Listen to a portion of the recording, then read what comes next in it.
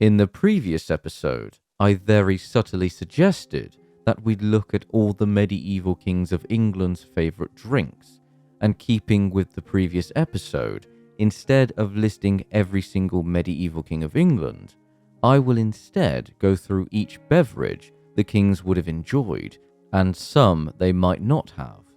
Let's start off strong with arguably the beverage that is most likely the king's favourite drink: wine.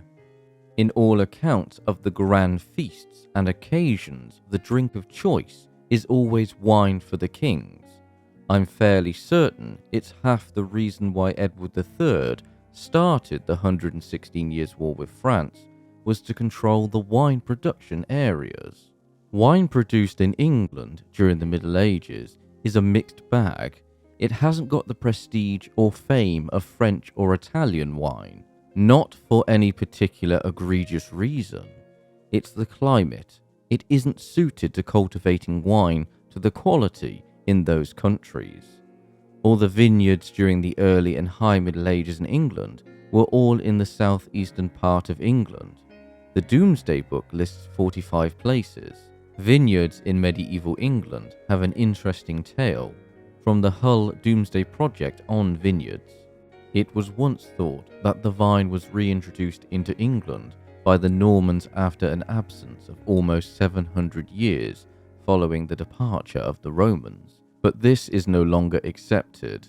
Vineyards can be documented from the 8th century onwards. What is certainly the case, however, is that there were a significant increase in the number after 1066. Not one of the vineyards in Domesday Book were clearly in existence before that date, and several of them are categorically stated to be new. As with other appearances, there were probably more vineyards in existence in 1086 than Domesday records. By the early 12th century, vines were certainly cultivated where none are mentioned in Domesday.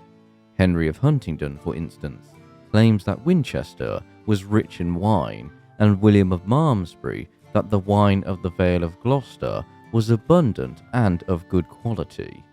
No vineyards are recorded in Domesday in either Hampshire or Gloucestershire. At some point in the following centuries, vine culture all but disappeared in England. Whether this was due to deteriorating climate conditions or to the acquisition of Gascony and its superb wines is unclear. Wine production in Anglo-Saxon England is a fascinating topic, from the fermentation of the grapes or burning sulphur to sterilize the storage units for the wine, to the different types of yeast to strengthen the alcohol content of the wine produced. From one of our sources, wine produced in England are usually dry. Relatively few grapes in Europe ripen to the degree required for sweet wine. Sweetness is not one of the qualities of a good wine, listed in the Salernitan Rule of Health. If you desire good wine, these 5 things are praised in them: strength, beauty and fragrance, coolness, freshness. This may not have reflected Anglo-Saxon taste, since wines are very often flavoured and or used as a base for other drinks. Now that's just wine produced in Anglo-Saxon England, not imported wines from Europe, mostly from France, as French merchants would come to the markets of London even before the conquest by the Normans, and for early depictions of wine consumption and storage, the Bayeux tapestry shows barrels and serving bowls to drink the wine. As we move into the later Middle Ages, after the conquest, we have descriptions from chroniclers on the state of wine produced in England. For example, from William of Malmesbury about wine made in Gloucestershire. This vale is planted thicker with vineyards than any other province in England, and they produce grapes in the greatest abundance and of the sweetest taste. For the wine made in them does not twist the mouth by its tartness, and is little inferior to the sweetness of French wines. But then in the same time period, we have one account stating on English wine: English wine can be drunk only with eyes closed and teeth clenched. Regardless of whether the taste of English wine was good or bad, The kings would only have the finest wine, which was always going to be imported wine, as it's the best and the most expensive, so only the king and the nobility, plus high-ranking members of the clergy, would enjoy this type of wine. There are a few occasions where the common soldier in the English army got to enjoy fine French wine. The end of the 116 Years' War saw Edward IV's army getting completely slaughtered on French wine, and this quote from the French king is a favourite of mine. "I have chased the English out of France more easily than my father did, for he had to drive them out with armies, while I have driven them off with venison and good French wine." Even before the 116 Years' War with France, the Angevin kings of England, so Henry II, Richard the Lionheart, and King Lost Nearly All the Land John. These kings controlled a vast amount of French territory, Normandy, Gascony, Saintonge, Anjou, etc. So it was easy for the kings to enjoy the finest French wine and in vast quantities.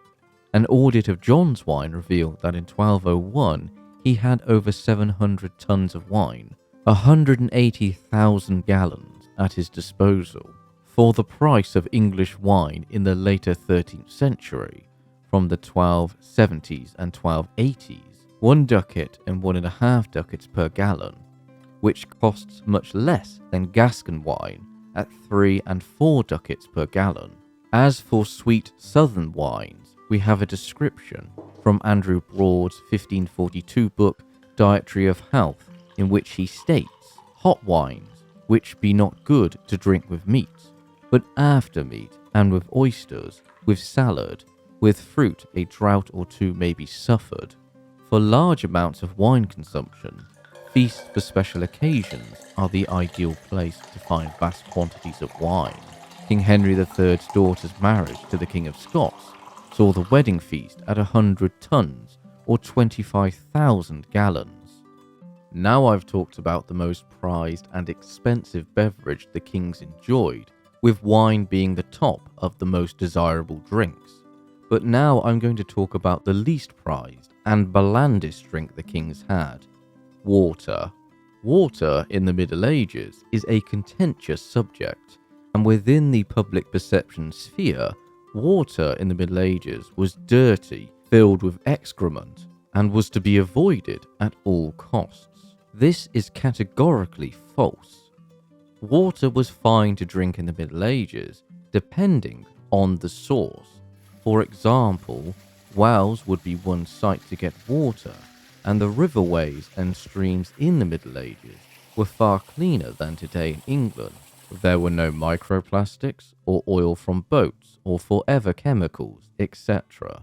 But one of the main reasons why water is the bottom of the barrel for the choice of drinks is simply there's better options, like ale, which is far more nutritious and delicious, or cider, or mead, or milk, which again tastes better and contains vitamins.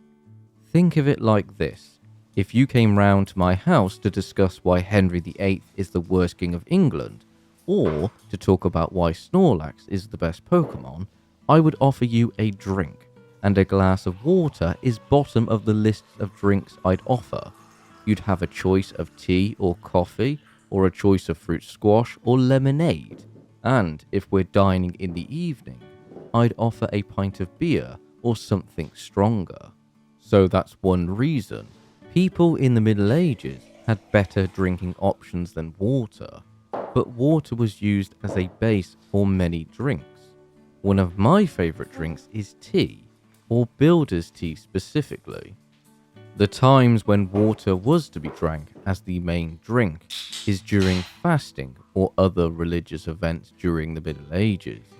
For example, according to the laws of King Ethelred in 1009, the nation was to fast for 3 days on bread and herbs and water on the Monday, Tuesday and Wednesday before Michaelmas. Continuing with the focus on religious houses, some, like the Cistercian orders in the Cotswolds of England, created different pools of water for various uses, drawn from a natural lake or an artificial one. The pools would be used for fish ponds or for use in farmland or washing or drinking. Examples of this type of water management can be seen at Hales Abbey in the Cotswolds or Rievaulx Abbey in Yorkshire. There were issues with water, of course. The major issues with London's water supply, especially during the height of London's population in the 14th century, before the Black Death ravaged the population size, is an example of potential poor water management and sanitation. One paper on water in medieval London states, in controlling the running water within the city, the authorities were primarily concerned to maintain the flow and so prevent flooding and avoid pollution and smell. So that's people dumping waste into the waterways, such as rotten meat or produce, etc. So the quality of water in medieval England can vary. A monastic abbey tucked away in the Cotswolds would have an easier job of maintaining clean waterways, as opposed to medieval London with its large population. The same applies for rural locations in England. But wells were one primary source for clean, drinkable water, provided they were maintained. London also had its own fresh water supply, bringing in water from outside the city, known as the Great Conduit. In 1237, the citizens, with the support of the king, Henry III, acquired a plot of land containing a conduit head, described as a castellum aut piscina, which apparently contained a reservoir or settling tank into which the surrounding springs were fed. Sadly, this wonderful bit of medieval engineering was damaged during the Great Fire of London in 1666. But London was not the only place where a king could get a drink of water if he had nothing else to drink.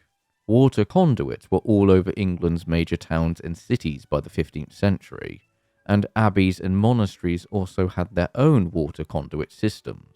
But obviously not all water sources were maintained to the standards the regulatory bodies would like them to be. A king on campaign might have to drink water from any nearby stream or well, and this is where one might catch dysentery or cholera or typhoid fever. 2 English medieval kings have died from dysentery, which they might have caught from a bad water source or tainted food. King John, while in the midst of the First Barons' War, and with a good chunk of England occupied by the barons, John caught dysentery while on campaign. Whether it was from drinking tainted water or food is unclear. Roger of Wendover in his chronicle states that John, he was seized with a violent fever and became ill. His sickness was increased by his pernicious gluttony, for that night he surfeited himself with peaches and drinking new cider, which greatly increased and aggravated the fever in him. He, however, left that place at early dawn, although in pain, and proceeded to the castle of Lefort to take up his quarters, and at this place he was in such pain that on the following day it was with difficulty that he reached Newark on horseback. King John would die at Newark Castle and be hurriedly buried at Worcester Cathedral. Edward I also died of dysentery while on campaign, only instead of English barons and a French prince, Edward was trying to re-establish control of Scotland during the First Scottish War of Independence. Edward caught dysentery while before his attempted campaign, but he pushed himself on, yet his body was failing, and he died before he reached Scotland. Returning to the Anglo-Saxons, even before the formation of England, the charity of providing a drink of water to travellers is mentioned by Bede, who states that King Edwin of Northumbria established a benefit for his people, in that in many places where clear springs/streams ran by well-used roads, where they were most frequented, he ordered posts with bronze cups hung on them to be set up for the refreshment of travellers. So in summary, Water is the bottom of the tier list for medieval people to have drunk. Ale, beer, and milk would have been better, tastier options, and ale was perhaps the most popular of drinks that both kings and peasants could enjoy. Unless, of course, one is a holy saint, because water in the hands of a saint is so pure. Ale if I have it, water if I have no ale. Ale was the most popular drink for most people up until the late Middle Ages. Hops to make beer don't come into England until the 14th century. As beer was relatively new, there were suspicions around it, plus the emerging competition towards ale brewers, with Andrew Boord stating in the later Middle Ages that beer is a Dutch boorish liquor, a thing not known in England till of late days, and alien to our nation, till such times as hops and heresy came against us. It is a saucy intruder in this land, and now in late days it is much used in England, to the detriment of many English men, for the drink is a cold drink, yet it doth make a man fat, and doth inflate the belly. Beer gut indeed. I personally prefer beer over ale. I find it more refreshing. But ale was something everyone in the Middle Ages could enjoy, from king to peasant, similar to bread. For most of the Middle Ages, women brewed ale at home, but there were brewing families who specialized in brewing ale. Ale was such an important part of the medieval diet for both king and peasants that laws fixed the price of certain items to make everyday necessities, such as the ingredients for bread and ale, grain. Even bad King John knew that keeping prices set would boost his popularity, or lack thereof. These price fixes would change to what is known as the Assize of Bread and Ale Law by the 13th century. When a quarter of wheat was sold for 3 shillings, or 3 shillings and 4 pence, and a quarter of barley for 20 pence, or 24 pence, and a quarter of oats for 15 pence, brewers in cities could afford to sell 2 gallons of ale for a penny, and out of cities, 3 gallons for a penny, and when in a town, 3 gallons are sold for a penny. Out of town, they may and ought to sell 4. But, like all laws, someone would break them, so the price of ale could depend on how honest or dishonest the seller was, and if they were found to have broken that law for the first offence, 3 days in prison in 1337. Ale was so abundant that it was used as payments for other goods. Now, one drink all the kings would have had, especially as big babies, although some kings, we could argue, remained big babies. Milk, which the kings would have had a wet nurse, for everyone that wasn't rich enough to afford a wet nurse, or if their own mother would not produce milk. Other sources were from sheep, goats, and cows. Again, the process of milking animals was mostly done by women. Here's a description of the average workload for a milkmaid from the 13th century text called Fleta. It is the duty of the dairymaid to receive from the reeve, by written indenture, the utensils belonging to her office, and when she leaves, to return them by the same indenture, in which the date of her commencing work is stated. Further, it is her business to receive milk, against a tally, by the number of gallons, and to make cheese and butter, and to take charge of the poultry, and frequently to render account, and to answer to the bailiff and the reeve for the produce resulting therefrom. And when she can reasonably find leisure for such things, it is her business to winnow, to cover the fire, and do similar odd jobs. That job sounds exhausting, but milking animals is a seasonal task.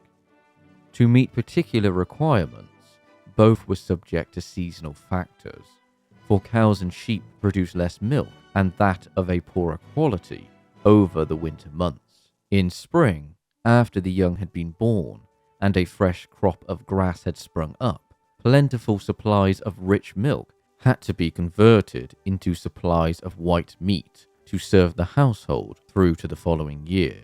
No sheep was to be milked or suckled after Lady Day, nor any cow after Michaelmas, for this would weaken the animals, making it difficult for them to survive the winter. Milk set aside for a drink would have to be drunk within a few hours due to spoiling quickly, unless the milk was to be used for buttermilk, butter, or cheese. Milk was also used for boiling alongside herbs, making milk a versatile product. In summary, if the English medieval kings desired a variety of drinks, they had quite a choice. Wine and ale were the most common choice for them, and water was the last resort for quenching their thirst. And to put a modern spin on it, I think the medieval kings of England would have loved curry with a pint of beer or a glass of wine. Thank you all for watching, and remember, if you want behind the scenes content and bonus videos, as well as ad-free videos, be sure to subscribe to the Patreon or YouTube channel membership. Cheers!